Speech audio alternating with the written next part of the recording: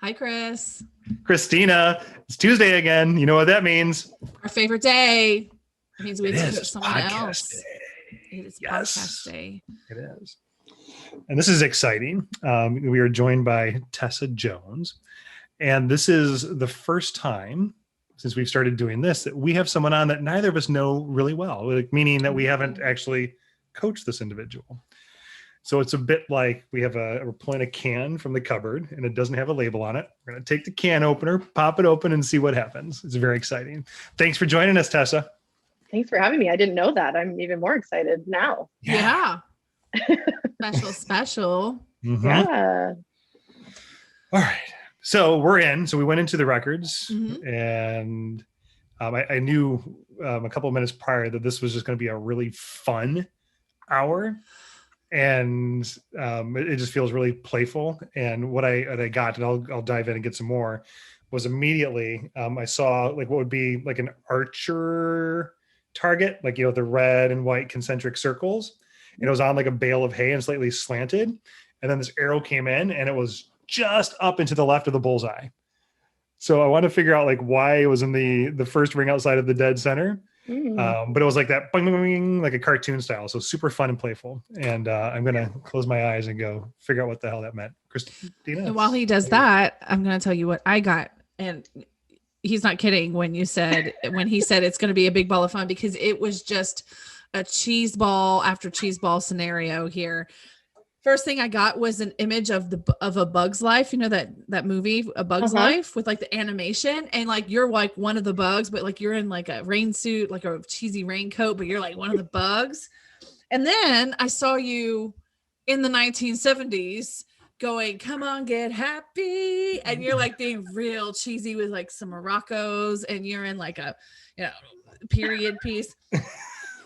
Like, I mean, it was just like a celebration. I have so much cheesy dad joke energy thing coming through. I don't know if that means anything, or maybe that's just to try to describe the feeling of you to me, but whatever it is, it's done a good job. Yeah. And like lots of tones of like amusement park and stuffed animals and games. And it has like a sort of like carnival feel to it. And it's like, even if it's not perfect, you're still kind of hitting the target. And I'm sure that we'll figure out exactly what this means, as we dive further and further. There's one question that we didn't ask. Have you ever had anything like this before? Not like this. Okay. No. Right. I've been to someone who can tap into spiritual guides. Mm-hmm. Like she says my name a bunch, but that's it. I've never been to anything similar to this. So. Well, we said your name a bunch. You just didn't know. Oh yeah, I guess. Okay. But still. Yeah. Okay. So what would go ahead, Christina, you were going to say something. Yeah, I have one more thing. A little bit more information about like the Morocco scene with like, "Come on, get happy." I do want to commentate that I got a little ping that's kind of how you go through life in tough situations. It's like, you have to kind of pretend and go through it, and just like everything's fine and everything's kind of not fine. So I do want to say that. Totally. That is me. If my mom was listening to this, she'd be like, "Yep, that's her." So yes, 100%. So you said your mom, and I got like a big old pulsar in front of me, and it was like, it'll be interesting. So what would make this a fun and useful hour for you? Meaning where you want to go? Yeah. Where do you want to go? What do you want to get out of it? I think just what you said, Christina. So I have a bunch of things going on in my life, personally, most of them. I'm sure you already all know that. I think I constantly second guess and generally can't make a decision. Like, am I doing it right? Is it right?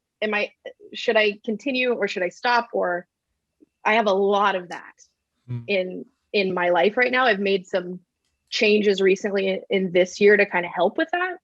And put me first. I never do. So I have some questions, but it sounds like what I just said already is helping you. Makes complete sense with the Bug's Life thing, because the Bug's Life, if you've watched the Bug's Life, I love that movie. At some point, like a leaf goes into their path, and they're like, "What do I do now?" Oh, Yeah. and it's like, oh, you just walk around. That completely makes sense with what you just said, because you were like in on it, almost like a foreman. I don't know. So I do want to talk about that, because the first thing I got while you were speaking on that kind of difficulty is that there is kind of a pattern. It was a human pattern that's still trying to get through. So whatever you've changed, the human pattern is still kind of stuck, whereas you've already made that change mentally, and it's not synced up yet, right? So I'm being told that we could probably help with some strategies to get everything on board the way it should be, and get you completely on the raft down the rapids, being told. So well, and it does track with the not quite bullseye as well. And it's like, yeah, like when is good enough so you can do other things too, right? Instead of having to be dead center all the time. Totally it. Okay. All right. So ask us a question. Man, well, let's stay in that category. The house, and if this is too specific, let me know. The house that we're in is a constant shit show for me. I go back and forth on, are there spirits in here? Is it a good place for us to be? This is kind of like the consistent, like, let's just go through it. And I think I second guess the decision of being here maybe once a week. My husband thinks I'm insane. You want me to give you that? Do you want me to type it in? Yeah, just type it in. Okay. It'll help if I have the address. But we just don't want that on the public domain necessarily. Yeah, thanks. Thank you. Banana. Yeah. Yeah, really. But there's a lot of my energy that goes into this place, and I just don't know. Oh, that's a good sign, Chris. I like to see that. I just don't know. It's just transmission. If it's worth all of the BS. And if it's like even a safe energy for us here, to be quite honest. Ooh. Go ahead, Christina. No, I'm getting as well when I feel in the house. There, if you really, really want to stay, then you do have to have some sort of authority in there, right? And while I work on that, Chris, I'm passing it to you. Okay. So this flash vortexy thing. There's like a vortex and an energy center that exists in this house, and I didn't even really need the address to get that. But that's not leaving, right? Yeah. That's there. And to Christina's point, you can make a decision. You can learn how to work with it and accept it. Or if it's just kind of above your energetic level, meaning you just don't want to deal with it, it's probably better to walk away in peace. Thank you, Vortex, for giving us a wonderful residence for the time being, but peace out. It's not good or bad. It's there, and things are coming through and leaving and coming and going on a regular basis. It is a portal in that sense. And that was super, super, super clear. You're protected, but it's right to feel nervous because of how it creates this excited state for you energetically. And it feels unstable for you because it's different, but it is incredibly stable. Meaning it's just like, it's like on autopilot. Like it's like literally like a tollway booth. I laugh just because we just redid the foundation. So it is stable. Fair enough. Or shall we hope? Yeah, right. Really. Yeah. But it's old, it's ancient, it's been there. Yeah. And it's not leaving. And it wouldn't even be worth your time or energy to try and make it go away. This is interdimensional sort of thing. Okay. Christina? Yeah, I was asking, can a good sage, do the trick? And they're like, no. I mean, it's different, right? I've tried that too. Yeah, I'm sure you have. Yeah, because they're like, I'm still trying to wrap my head around it myself. So, because what Chris is saying is right. I mean, it's just there, and The only thing that I'm getting that you could do is it's indigenous land, right? Meaning it was sacred land well before we got there. And you could work more closely with it if you decided to, by bringing in I'll say shaman, but more like medicine man or woman, to bless the land and give you more context around it. But there is a lot of pain. There is a lot of energy, a lot of suffering, a lot of joy, and it's just hardwired into the earth itself. If you love the house and you want to stay and you feel an attachment to it and the entities or the spirits, the energy, you're more than welcome to do that.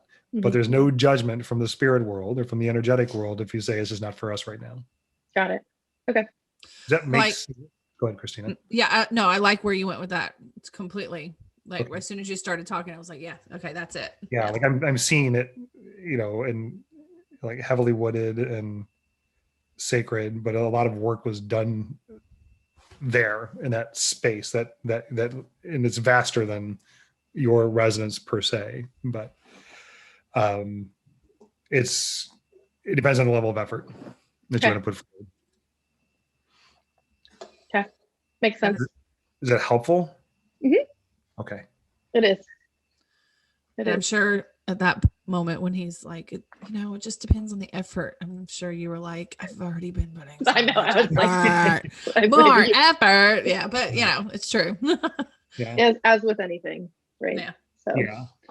No, but I really like that. And I think that if you bring in someone that's local to the land, I'm getting there might be two possibilities actually on which group it might be. Call one in, and if it doesn't resonate with them, then obviously it's the other guys. So okay. Right. I mean, logically, but yeah, I'm getting it could be two. Okay. That's interesting. Yeah. And if you need help or some recommendations, I have a friend that could probably connect with someone through the reses and figure that out for you or with you. Great. I kind of want to feel it now, like actually come up and just sit with it. Chris loves this shit. I do. This is why he's on it. He's like, this is my jam. I'm like, what's going on here? Yes. Okay. Next question, por favor. Something weird. It just keeps happening. I don't want to give too much away, but today specifically, I feel called to be like in some sort of like nurse or caring for someone type of scenario. Like I get it constantly where, for instance, today we had to see a friend on palliative care. I can be in those scenarios where I feel completely at ease and can deal with some crazy shit that I have going, every day with my husband. And I just feel very calm. And I don't know if it was past or just generally who I am, but it's been coming up. I thought I would bring it up just because it happened today where I'm just able to be very calm in like a caretaker situation where people would not usually be calm, if that makes sense. You mean like a hospice situation? Yeah. Yeah. I got the words death doula. Fuck. That's what I have written down. I'm sorry. Can I swear? Yeah, Yes, totally. Yes, you can. Our house, our rules. Yeah. And I didn't write down death doula. That would be crazy. But like whether it's I did write down hospice care, and I don't know where that comes from. I don't, but I feel very confident and at ease in those really rough times. And I don't know what it is. It's definitely you're hardwired to do it. Yeah. I don't know what you do. I don't know what your career is, but you're hardwired to be Chris that knows. Kind of. Definitely not that. Not that. Okay, not that. No, but like you're definitely hardwired for that. So it's logical you're being called to it because that's how, people that are born to run, all they want to do is run. People who are, born to do something else, that's all they want to do. And so it makes sense that you're like, that's what I want to do. I want to be support. to people that are crossing over or end of life stage and things like that. So what's interesting about caretaking as it relates to you, Tessa, Mm-hmm. and I'm looking to you, Christina, for some validation, is that typically when we've had caretakers that we've coached either together or individually, sometimes it feels like it's not coming from a healthy place. Oh. And that's not the case here. Mm-hmm. I'm not getting that, where it's like coming from some place of lack, right, or insufficiency, to where you're displacing that attention onto someone else as a way to make you feel whole. Yeah. It's not that. No.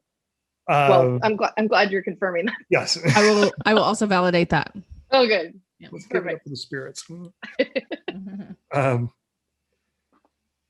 And so Death Doula is interesting. And so what I'm getting is you have so much experience as part of this hardwiring that Christina is referring to, where you've passed. Yeah.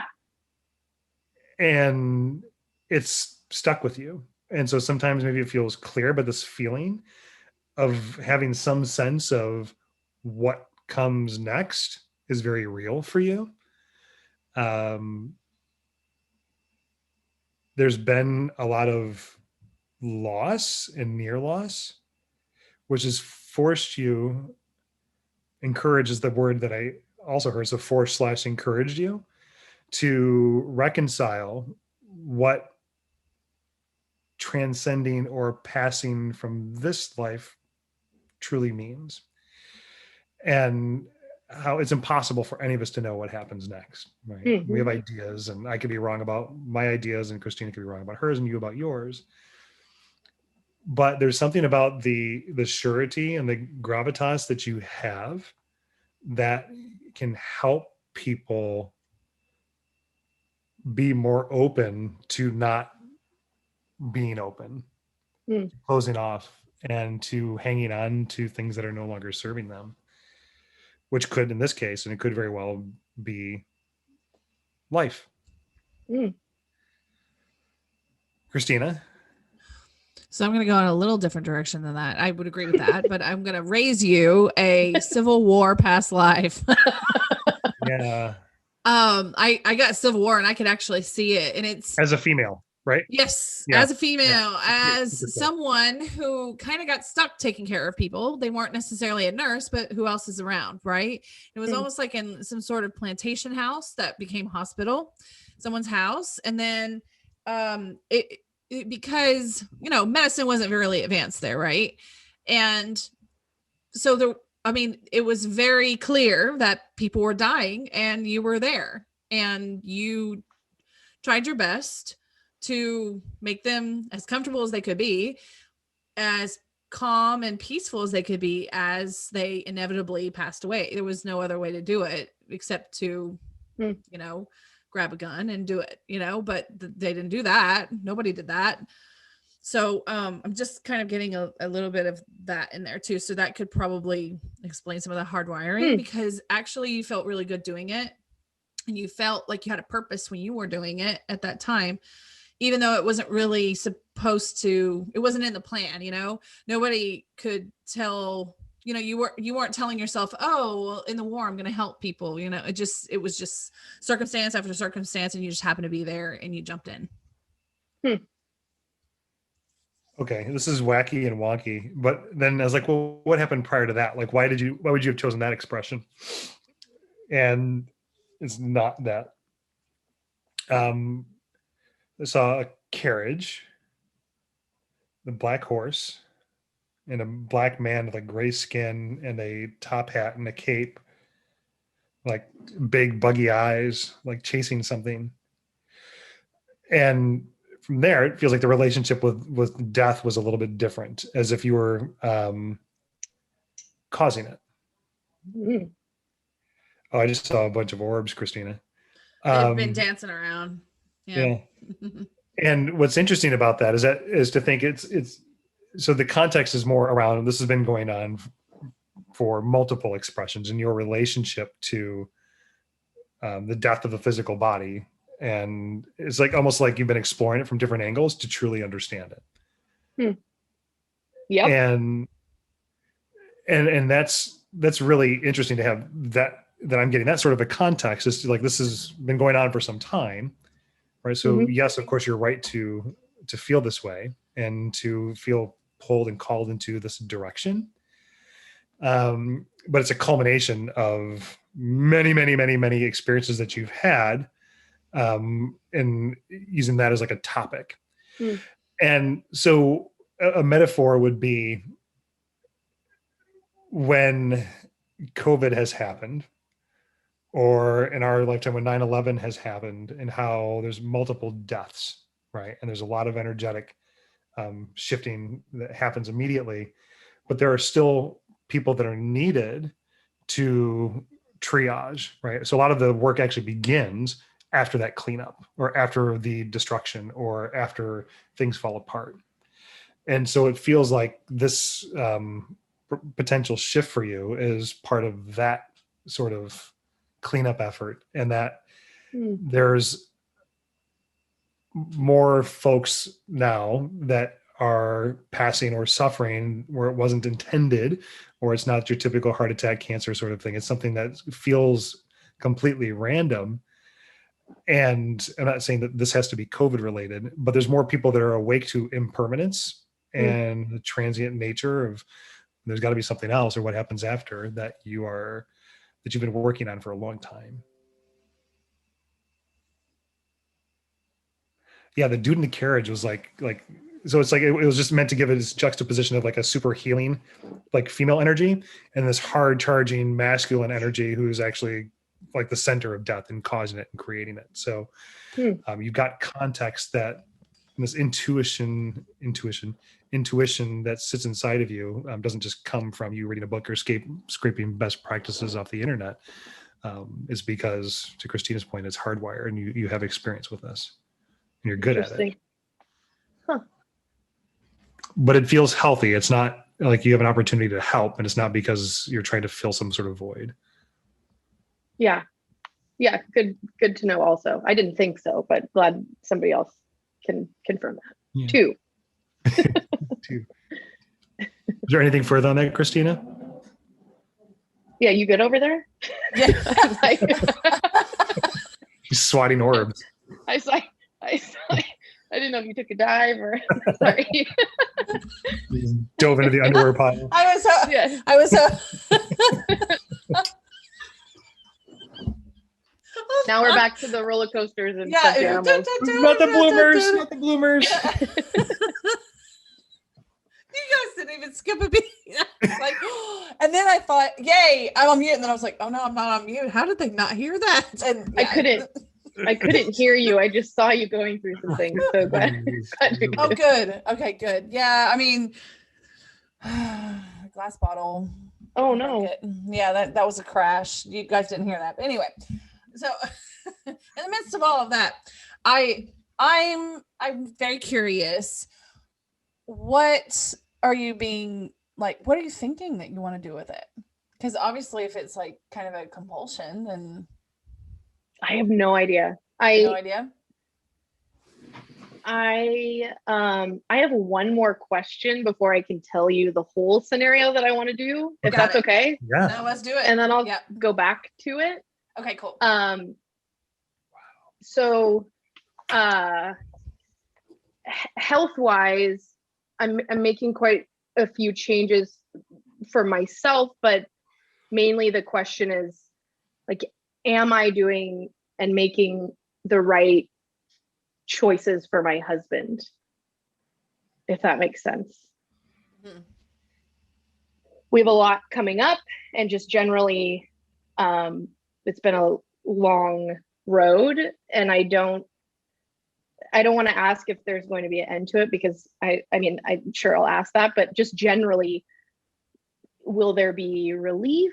And are the aggressive decisions we're making, is it right for the situation?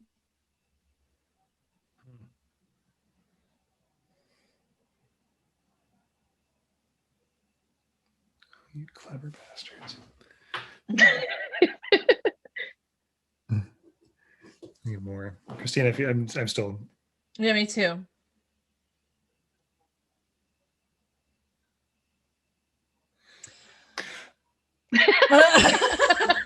You first, Chris. But CK, nope. Okay, fine. Immediately when you were talking, I got the word eating. I don't know if this is an issue, but as far as eating goes, like maybe you're enforcing like a certain way of eating, and he's like, I don't really want to. So there's a little mismatch there. Every day. Okay. Like you're thinking I'm doing this for your good, honey. And he's like, but I feel like the good is something a little different, lady, you know? Yep. Who's right? They both are. Yeah, that's what I got too. It's like they're both right in some capacity, because if you left it all to him, it's not gonna happen. It's not gonna happen what needs to happen.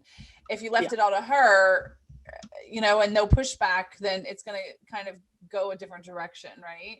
So it's a good tug of war I'm getting, but the eating is very important, whatever that means. Yes. I got more to say, but that was the first thing that came up. Chris. So we came back to the guy in the chair, the carriage. Oh. And he's like, you can't outrun this. Yeah. And so that was really around mortality, right? Mm-hmm. And how do we begin to come to terms with the inevitability of transition, whether it's now or 50 years from now, and then being able to work with it and not fight it. There are things that we can do to put ourselves in the best possible position in terms of our health and our welfare and our mental well-being, et cetera. But as we know, nothing's promised. And coming back to diet, and what I had seen was very I can't wait to tell my husband this. I just can't wait. like really specific meal planning based on your like genetic structure and your DNA. You're not him and he's not you. And this can be pricey, right? That's so great. I just had that done. Good, right? So you have the DNA and you know what you respond to, but as an example, perhaps you would benefit by incorporating more saturated fats into your diet. However, his name have two syllables to it. I'm here like IA sort of thing. What's his name? Corey, or Andre is his first name. We call. So I heard Andre. Okay. But where he may not be able to process saturated fats, which causes more inflammation and more distress on his kidneys and livers. Kidneys and liver. Okay. So it's right to want to take all this into consideration as long as you're not imposing your meal plan on him, and would benefit from going through a similar process where he could be like, yeah, I told you, right? But then he's also going to feel an immediate benefit because of a slight shift, right? The calories can stay the same, but you're just changing a couple of little things. Test, refine, iterate, test, refine, iterate. Yep. And it's meant to bring ease Mm-hmm. more so than trying to outrun anything. You're not trying to cure anything, but there seems like a level of comfort in reducing body mass would actually benefit him and would be suffering less. Is that fair? Yep. It's a daily struggle with us. He's African-American. He comes from like a very comfort food place where my dad was an organic farmer. So like you couldn't be any further from, he's done tremendous things, but it's still, it's a topic for sure. Yeah. Genetic testing, I think, would be like, in some proof points, I think would go well with him. Yep. Agreed. Is he from Is he from West Africa? Like the West African area? I don't know. I don't think so. All right. But maybe like, curious. I don't know. Okay. No. Anyway, that was just my curiosity question. That wasn't anything that I got. Okay. But I think my point was like the West Africans still appreciate very voluptuous figures. Married. Yeah, he's married. Sorry. Oh no. I get it now. He's got a lot of baggage too. So. A lot of baggage too. Don't worry, I'm not trying to get on your husband and your records too. So yeah, what happens up there stays up there. psychologically, or sorry, let's go back to, I'm not sure what he's undergoing. Maybe it's a medical issue, right? Mhm.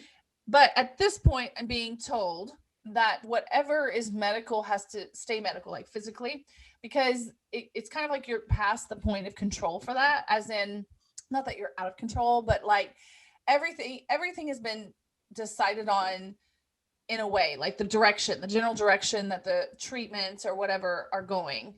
And what is left really that is the most important is the psychological aspect of it.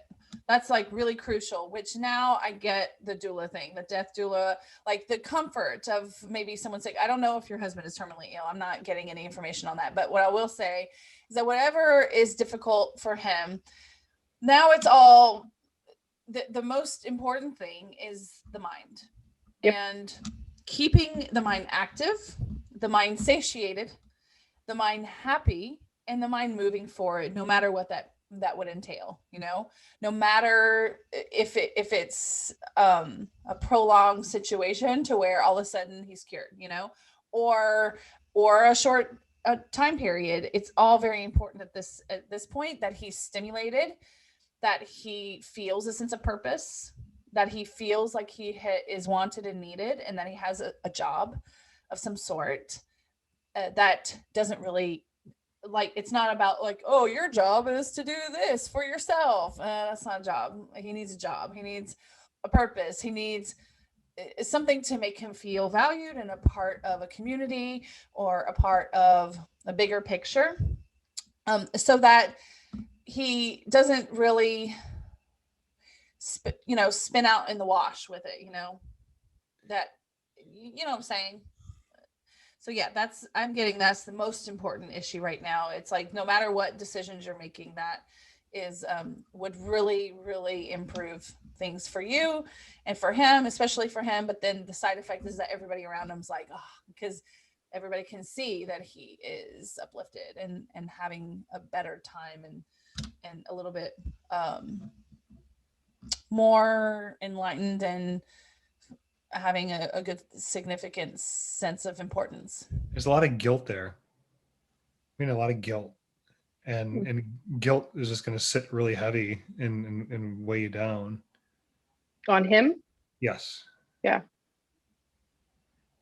And in some ways it feels like, and he wishes that he could just make it all go away, right? But some of that then is almost to an extreme. Like, maybe it would be easier for Tessa and those aren't easy things to consider, but you can't tell him enough how much you love him, and this is what you signed up for. And to the point where it's hard for him to even believe that he deserves that sometimes. Yep. And he needs to hear it, but he's got his own work to do, to come to terms with the why of it all. And that's not something that you can do for him. That's up to him and him alone. You can give him space and tools, but there's a way for him and an opportunity for him to do some more inner exploration on the why aspect, which is also going to bring more ease beyond, moving some macros and micros around. But that's not your job. Yeah. Thank you. I need to continue to tell myself that. So now I feel like I can tell you, because you did perfectly. So we've been together 12 years. 11 of those years he's had end-stage kidney failure. So I also donated my kidney to him wow. in 2012. And then, like, the guilt aspect of that probably is that it failed, unfortunately, and he is back on dialysis. So we do dialysis at home. I'm his caretaker, obviously. And ever since we've done it at home, I've just been called to do, I want to volunteer at the hospital, or because I know how intense it is. But I do try to fix him and everybody, and because of the situation. So everything that you're saying makes perfect sense given our situation. And this popped in as you were speaking. Are you active in the support group area? Yeah. Yeah, absolutely. I would love to be more, but COVID makes it really hard to do that. Exactly. But yeah. And I've had people I know donate and been mentors to people who have decided to donate. So it's a big part of my life. I'd like to make it bigger, but yeah, it's for sure living in the kidney world a lot. Yeah. Go ahead, Christina. Oh, I didn't have anything. I'm just enjoying her giggle. That's a great giggle. I'm going to check in and see if there's anything more. Go ahead.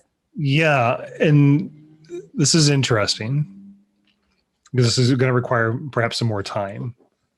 I'm sure that's what I'm sure I could use some more time in general. But yeah. Have you considered and asked like why? Like what's your role in all of this? Why would you have signed up for this to begin with, knowing that if reincarnation is a possibility, right? Or you had an opportunity to self-select and to be Tessa Jones in this lifetime.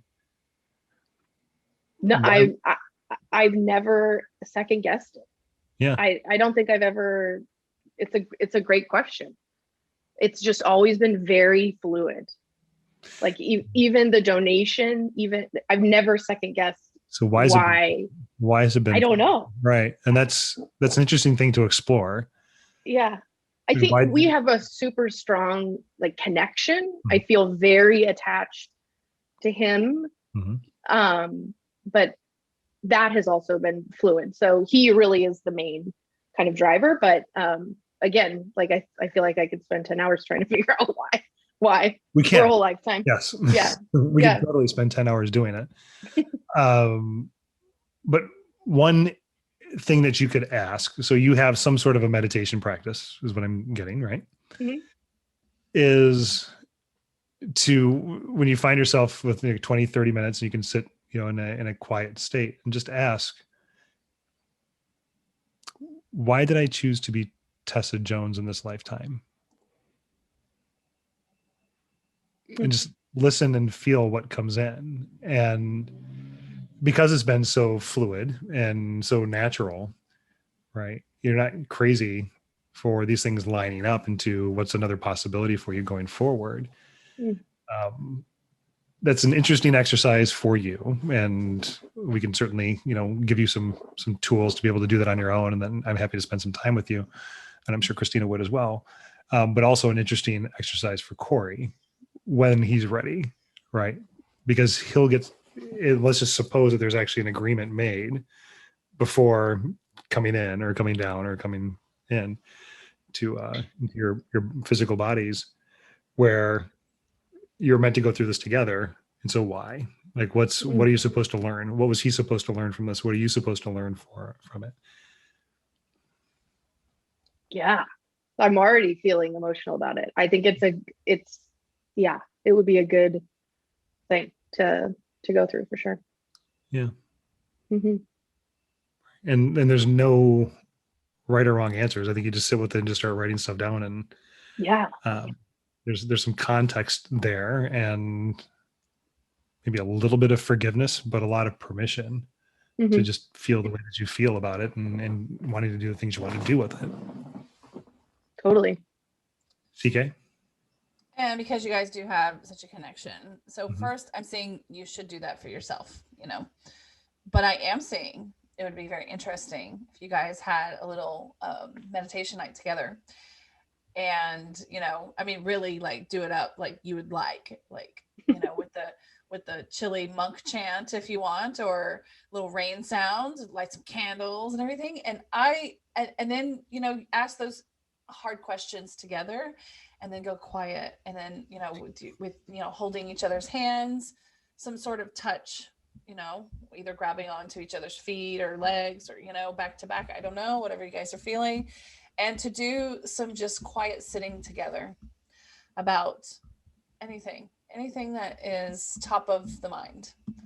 And I bet that it would be a very soothing, calming, confronting yet peaceful experience.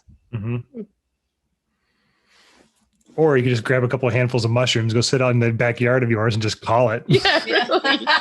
Yeah. Or that. Thanks, Chris. Or maybe we'll try both and I'll report back. Yes. Which one was more fun? Yeah. Hmm. Yeah, definitely some spirituality would be a really good addition for exploration. And there's no wrong way to do it. Mm-mm. And the best way to do it is to follow your instinct and your desire and your intuition to go, hey, you know what about if we do this, and think about this? Boom, and that's the right answer. Yeah, and that might be a hard sell on him. Right. So hard, but we'll get there. Yes. Right. We'll get there. He'll be like, yeah, okay. Yeah. What you already took mushrooms today, Tessa, if you're asking me to do this. I'm getting he's the kind of guy that'd be like, all right, I'm serious, I'm gonna meditate, and then farts, you know. There you go. In the abyss of quietness. Yeah. God. Like, I think it's a message. It's like, is that enlightenment? Right. What does that mean? Yeah, it feels good. I mean, just with the two of you. I mean, I know it's not easy, but it feels good. And it really is. Like my mom gives me a hard time because we do I mean, it's rough, but he, like you said about the mind state, he is so positive that it helps, which is a good confirmation that we just need to keep that up. Mm-hmm. So that makes life a lot easier for sure. And it does, but always being positive is exhausting. Mm-hmm. Right. Yeah. And there's some relief on the other side of that, and understanding, mm-hmm. right, that being positive is also kind of delusional. Yeah. Yep. Sorry, Corey. Right, but there's a balance between both, right? And there's a time to be completely positive and blind to any other possibility, for sure. But there's always a reckoning, right? Which I'm sure you're aware of, and mm-hmm. And to just for him to feel free to share that, even outside of the confines of the marriage. And what I'm seeing is, like, with men, I don't know if he has a circle of men going through similar experiences that he could lean on, but there's something there, and particularly being a Black man, right, as well. Mm-hmm. And there's just the double stigma and asking for help, right? And I get that, but there's that would be a benefit to him as well. Okay. It doesn't have to be like kidney related. It can just be like a group of dudes, right? Yeah. That are just open because they're out there and they're just open and vulnerable and want to have meaningful conversation. And just because of the relationship from a medical caretaking perspective exists doesn't mean that James in Spokane isn't, who's caretaking for his wife who maybe has MS or something, or whatever the circumstances might be. Right. Everyone's caretaking for someone somewhere, somehow. And it's far more relatable than he might think it is. Just having men that he can just connect with would be really helpful. Yeah. And you're his best friend, right? Mm-hmm. Yeah. Yeah.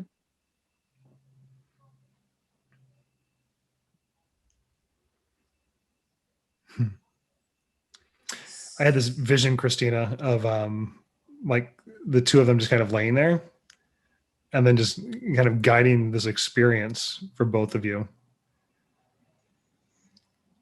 That would be really cool. What, you? Yeah. Yeah. I already thought of that earlier, and I was like, that might be a little too, I don't know, advanced. I really think he does need it. I think he needs it. I mean, I do too. We rarely, we talk about how shitty it is, sure. Mm-hmm. And we've both been through, I mean, he's probably had 37 surgeries in 12 years. Yeah. He's like the youngest to have an aortic aneurysm removed. Like, he's in textbooks, like the shit he's been through, and not ever talk to anyone is pretty aggressive and intense. So if I can con him into it. I'll let you know. Like, there's But farting involved. I do think it would be a really interesting experience. It's a better word for that. Well, both. Oh, yeah, it's both for sure. Yeah. We ain't scared of any of those words. Yeah.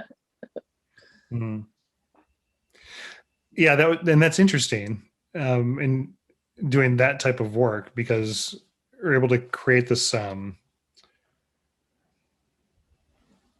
not create, that's actually, it sounds very ego driven, and just being able to participate in the one consciousness together. And like, then you start to see things, and there's and sharing certain experiences. And Christina actually had taught me how to do this, where then you can start to see the same imagery, which is like mind blowing that it happens. I was like, okay, where am I? Well, you're back over my left shoulder. What am I wearing? And it's like in that. So then you have these reference points in the process that allow for trust to build. Mm.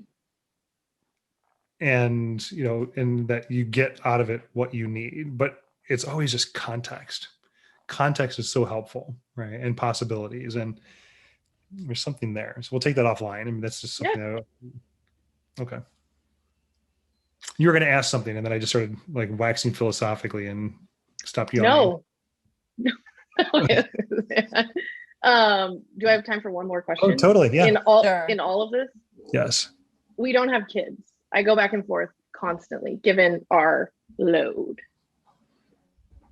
I don't get pressure from anyone, which is great. But I am curious. Like, he really would love one. That's it. But I go back and forth. I don't know why. I think because I'm afraid that my care would then be on someone else other than him, and that's terrifying to me because I am his advocate. So I haven't written down his kids, to create or not to create. So that would be my question. My first can you hear me? Sorry, I thought I was off. Yeah. My first reaction was like, yes. And don't create, adopt. Fuck. Okay. I got. That's what I want. Yeah. That's what I want to do. There's a little boy out there waiting for you. I got like, there's so much joy to be had. And yeah, it's hard, but what's harder than what you're doing now? Right. And that would actually, and I know you would be stretched thin maybe at some point, at some time, during the whole like back and forth day to day. But remember, and they're telling me to ask, you can ask yourself this question, like, are you really in control of anything anyway? No. Yeah, no. Exactly. No. Like, as much as you feel that you're connected and in control and an advocate, which you are an advocate, but really, I mean, on the other side of it, I mean, how much control do you really have if your role were to split and change a bit? And I'm just getting, he would be overjoyed. Mm-hmm. Yeah. Just the joy of being involved in a young person. Oh, he would love it. And you would love it. Right now you've taken out the emotion a little bit because you're like, oh, that's not practical. That's not logical. But I mean, when is having a kid, for those of you guys have had kids out there, when is it ever practical to have a kid? There's really no good time. No. I've never had a kid, but that's what they've told me. Right. This has come up for me one time before that I can remember. And I'd forgotten that it came up one time before. And I was doing a group session in Chicago, and someone was trying to figure out, like, should I be a parent? Should I not be a parent? And it was really more ego driven. And so the question that I apparently asked was, well, why do you deserve to be a parent? And why are you qualified to bring someone into this world? And then as I'm sitting there looking at her, like clear as day, I saw a baby boy, like a little brown baby boy over her right shoulder.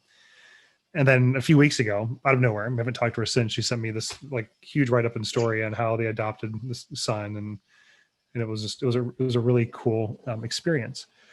So I'm throwing that out there because my default is not to go adopt little brown baby boys. Right? And maybe it should be. Maybe, who knows? But I'm seeing one with like sandy, like brown curly hair, light skin, maybe, you know, mixed. Like around 2, like maybe like 18 to 24 months, somewhere in there. That is just a ball of fire. And just like runs the house all of a sudden. Like, and that is like, he just fits right in. Like he was just meant to be there with the two of you. Like soon.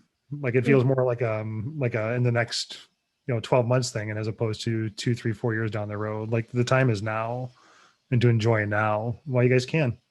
While you're young. And then send pictures, please. I will. Okay. I for sure will. Yeah. But that feels really clear. Like I'm super chilly and yawny on that. That's cool.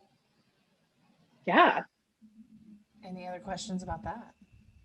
No. I've literally had, we were going to do a home study either way. He's been tough to get kind of past the adoption thing, as like a connection to his own DNA. And he was he played at Notre Dame for football. And like, I think just his whole family is very athletic and he wants that. And it's been kind of rough trying to get him on the other side, but I think I'm there. He filled out the paperwork with me, so that's a good start. Oh, no kidding. That's great. You already filled out paperwork. Wow. Yeah. There's more than just genetic DNA. Right. Exactly. Mm-hmm. Right. I agree. I'm getting that this kid's gonna totally change everybody's mind. Oh yes. Like it was just real quick. It's like one look, it's like, what? He wasn't a part of our blood. Like, we don't even know that. Like, could be true. Yes. Dang, that was another hour. I can just keep on doing this. I know. Like next week. Yeah. The Tessa, Chris, and Christina show. Wow. Right. Wow. I mean, what a pleasure today. And thank you for being so open and, very candid. I feel like even just you being here, it's going to reach the right people's ears and possibly really help someone else out, with thinking about certain situations in life, dealing with very similar medical issue or, something along those lines. Yeah. Good. If there's a charity or anything else that you wanted us to link to and promote, by all means, shoot it on over, and then we'll make that part of the release as well. Okay. Happy to do that. Great. It's a pleasure. Now that we're at the end, is there anything you'd like to introduce about yourself? I work in software, so I'm definitely not a nurse, Christina. Oh. far from it. Yeah. I'm based in Seattle. I love roller coasters. So Chris, you got that right off the bat. Oh, wow. Amazing. Nice. Love them. And I love validation. Yeah. And obviously, kidney donor, and a full-on medical psycho wife. So that's my job. I'm going to quote you. Yeah. There you go. That'll be the show notes. Yeah, exactly. There you go. Awesome. Well, thanks, Tessa. Yeah. Thanks, you guys. Thank you. And Chris, thank you. And I don't get to see you tomorrow. We'll have to break our little 3-day in a row run. Why not tomorrow? I guess we could. What were we doing tomorrow? I don't know. We'll figure something out. Okay.